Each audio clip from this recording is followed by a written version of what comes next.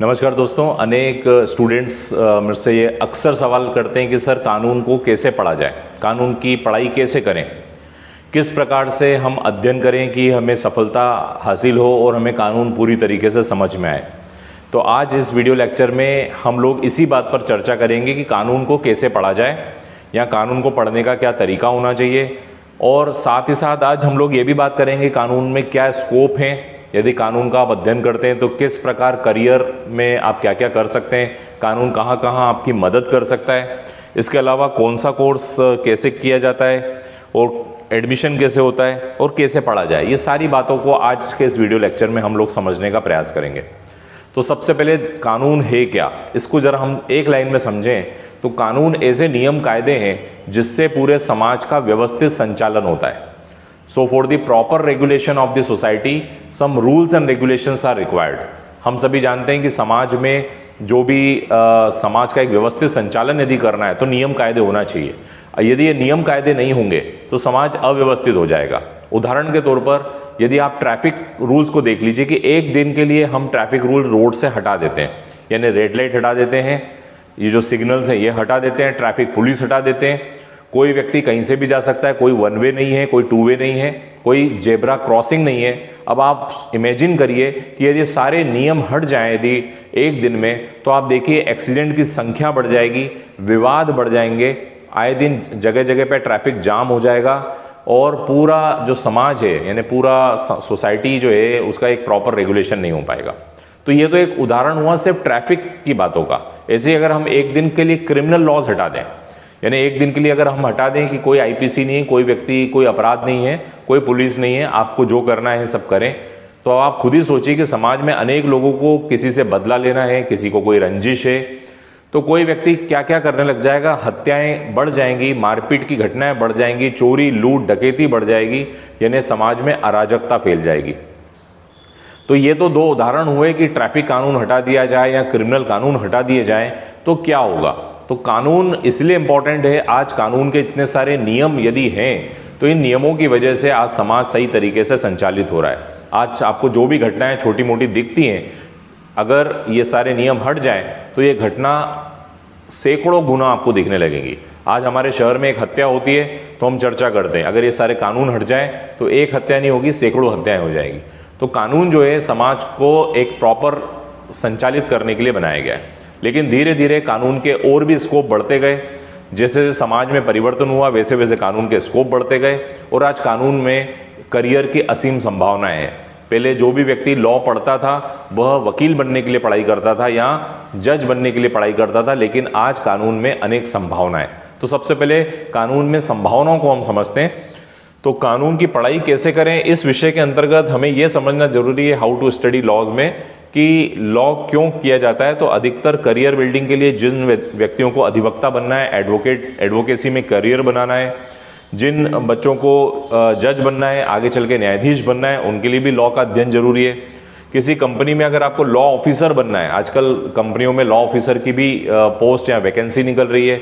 Legal manager, LLB और MBA का जो कॉम्बिनेशन है आपको लीगल मैनेजर के डेजिग्नेशन पर ले जाता है। लॉ प्रोफेसर, जो व्यक्ति प्रोफेसरशिप यानी अध्यापन करना चाहते हैं कानून में, तो लॉ प्रोफेसर यानी विधि अध्यापन यानी विधि प्रोफेसर भी बन सकते हैं। लॉ रिसर्चर, अनेक लोग PhD कर रहे हैं, रिसर्चर बन रहे हैं। तो इस प्रकार लॉ की असीम संभावनाएं हो चुकी है। अब ये कौन सा कोर्स करना चाहिए लॉ करने के लिए, तो लॉ करने के लिए नॉर्मली दो कोर्सेज अवेलेबल हैं। एक 3 साल का LLB कोर्स, 3 साल का LLB कोर्स ग्रेजुएशन के बाद होता है। यदि आपने BCom BSc कर लिया है, BA कर लिया है, तो ग्रेजुएशन होने के बाद आप डबल ग्रेजुएशन मतलब LLB के लिए एडमिशन ले सकते हैं। ये LLB का कोर्स 3 साल का होगा, जो कि नॉर्मली सेमेस्टर वाइज आजकल चल रहे हैं, तो 6 सेमेस्टर में कवर होगा। और एक होता है आफ्टर 12th, यानी 12वीं के बाद आप BA LLB, BBA LLB, BCom LLB भी कर सकते हैं। ये कोर्स 5 साल का होता है, ये 10 सेमेस्टर का होता है। इस कोर्स में खासियत ये है कि ये इंटीग्रेटेड है। इसमें अगर आप BA LLB करते हैं तो BA के भी विषय आते हैं और LLB यानी लॉ के भी विषय आ जाते हैं। और इसमें एक खास बात और है, इसमें आपका 1 साल और बच जाता है। जैसे कि ग्रेजुएशन में 3 साल लगते हैं, LLB में 3 साल लगते हैं, टोटल 6 साल लग रहे हैं। लेकिन इधर आफ्टर 12 सीधे 5 साल के बाद ही यानी आपका 1 साल बच जाता है और आपको सीधे लॉ की डिग्री मिल जाती है। और लॉ की डिग्री मिलने के बाद आप एडवोकेट के रूप में एनरोल हो सकते हैं, जज की तैयारी करके जुडिशरी की प्रिपरेशन कर सकते हैं, लॉ ऑफिसर, लीगल मैनेजर, यानी जो भी आपका स्कोप है वो आप कर सकते हैं। अब कैसे होता है एडमिशन? यदि हम एडमिशन की प्रोसेस देखें तो एडमिशन्स के लिए हमारे देश में कुछ इंपॉर्टेंट 24 लॉ कॉलेजेस भी, NLU जिसे हम कहते हैं, नेशनल लॉ कॉलेजेस, NLUs, इनके लिए साल में एग्ज़ाम होती है क्लैट नाम से। तो क्लेट की परीक्षाएं होती है। कई यूनिवर्सिटीज़ की अपनी एंट्रेंस एग्ज़ाम्स होती है, अनेक यूनिवर्सिटी अपनी खुद की एंट्रेंस यानी प्रवेश परीक्षा लेती हैं। कई जगहों पे CET से, CUET से भी एडमिशन होते हैं और कई जगहों पे डायरेक्ट एडमिशन्स भी होते हैं। तो एडमिशन्स के लिए प्रवेश परीक्षा ने एंट्रेंस एग्जामिनेशन की तैयारी करनी पड़ती है। अब हमारे विषय पर आते हैं, हमें कैसे पढ़ना चाहिए। तो हर कानून का एक बैरेक्ट होता है। बैरेक्ट मतलब जो संसद द्वारा बनाया गया या विधानमंडल द्वारा यानी विधानसभाओं द्वारा बनाया गया, तो ऐसा कानून जो बना है उस कानून की मूल प्रति जो होती है, जो ओरिजिनल कॉपी है, जो कि एग्जैक्टली जो बनाई गई है, एग्जैक्ट कानून जो है, उसे बैरेक्ट कहते हैं। तो सबसे पहले तो इस बैरेक्ट को आपको परचेस करना चाहिए, बैरेक्ट को क्रय करना चाहिए। यदि आप भारत का संविधान पढ़ना चाह रहे हैं तो भारत के संविधान का बैरेक्ट लेकर आना चाहिए। यदि आप भारतीय दंड संहिता IPC देखना चाह रहे हैं तो IPC का एक बैरेक्ट ले लीजिए। कंपनी एक्ट अगर आप पढ़ना चाह रहे हैं तो कंपनी एक्ट का बैरेक्ट खरीदना चाहिए। Contract act, Indian contract act यानी भारतीय संविदा अधिनियम देखना चाह रहे हैं तो इंडियन कॉन्ट्रैक्ट एक्ट का बैरेक्ट लेना चाहिए। ये जो बैरेक्ट है ये मूल प्रति होती है कि जिस फॉर्म में कानून बना था उसी फॉर्म में आपके हाथ में वो कानून आएगा। बाकी जगहों पे किताबें मिलती है, हर उस कानून की व्याख्याएं मिलती है, तो व्याख्या आप स्वयं करें लेकिन उसकी मूल प्रति अपने पास जरूर होनी चाहिए।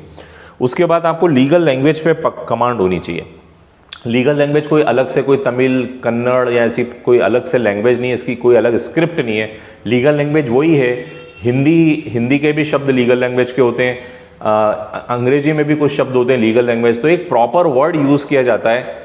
हम जानते हैं हर शब्दों के बहुत सारे पर्यायवाची होते हैं। उन पर्यायवाची में से एक ऐसा शब्द जो कि पर्टिकुलर लॉ फील्ड में यूज़ किया जा रहा है तो उसे लीगल लैंग्वेज कहते हैं। जैसे उदाहरण के तौर पर हम किसी कम आयु के व्यक्ति को बच्चा भी कह सकते हैं, कम आयु के व्यक्ति को बालक भी कह सकते हैं, कम आयु के व्यक्ति को किशोर भी कह सकते हैं, कम आयु के व्यक्ति को अवयस्क भी कह सकते हैं। तो यहाँ पर लीगल लैंग्वेज का अर्थ है कि कौन सा शब्द आप इस्तेमाल कर रहे हैं। यदि कॉन्ट्रैक्ट की बात करें तो कॉन्ट्रैक्ट में अवयस्क शब्द का इस्तेमाल होता है। यदि बाल अपराधी की बात करें तो बाल अपराधी में जुवेनाइल किशोर शब्द का इस्तेमाल हो रहा है। तो हर शब्द जो है यहाँ पे कानून का एक पर्टिकुलर वर्ड होता है जिस वर्ड को लिया जाता है। इसके बाद हम चलते हैं कानूनी खबरें। आप देखिए कि रोज़ के समाचार पत्रों में लीगल न्यूज़ आती है। तो अगर आप कानून का अध्ययन करना चाह रहे हैं तो लीगल खबरों को आप गौर से पढ़ें। लीगल खबरें जो होती है इसमें कानूनों का उल्लेख होता है, धाराओं का उल्लेख होता है। तो कानूनी खबरों को गौर से पढ़ना चाहिए। यह भी एक बहुत अच्छी ट्रिक है जिससे आप कानून को आसान भाषा में समझ पाएंगे। इसके अलावा अनेक बार सुप्रीम कोर्ट और हाई कोर्ट के जजमेंट्स या निर्णय आते हैं। तो ये जजमेंट और निर्णय गूगल पे अवेलेबल होते हैं, आप उसको डाउनलोड कर सकते हैं। उस निर्णय को गौर से पढ़ें। निर्णय में प्रार्थी ने क्या कहा, प्रति प्रार्थी ने क्या कहा, कौन सा लीगल इशू है, न्यायालय में क्या आर्ग्यूमेंट्स हुए। तो ये जो निर्णय और जजमेंट होते हैं ये आपको और ज़्यादा कानून की समझ आपके बढ़ाएंगे। तो आप ये एक नियम बना लें कि रोज़ एक निर्णय या रोज़ एक जजमेंट हमें पढ़ना है, तो आपकी कानून में समझ बढ़ती जाएगी। और उसके बाद यदि हम बात करें तो धीरे धीरे कोशिश करें कि आप पिटीशन और आवेदन के ड्राफ्ट देखें और पिटीशन आवेदन को बनाने का प्रयास करें कि पिटीशन आवेदन कैसे ड्राफ्ट होता है, कोई भी पिटीशन कैसे बनती है। तो इस प्रकार कानून की पढ़ाई करने के लिए ये ट्रिक्स बहुत महत्वपूर्ण है। अगर आप ये ट्रिक्स आजमाते हैं तो डेफिनेटली कानून में आप आसानी से आगे बढ़ पाएंगे। यूट्यूब चैनल लॉ इजी में इसी प्रकार के विभिन्न टॉपिक्स देखने के लिए आप सब्सक्राइब कर सकते हैं YouTube channel law easy. Thank you for watching this video. Thank you.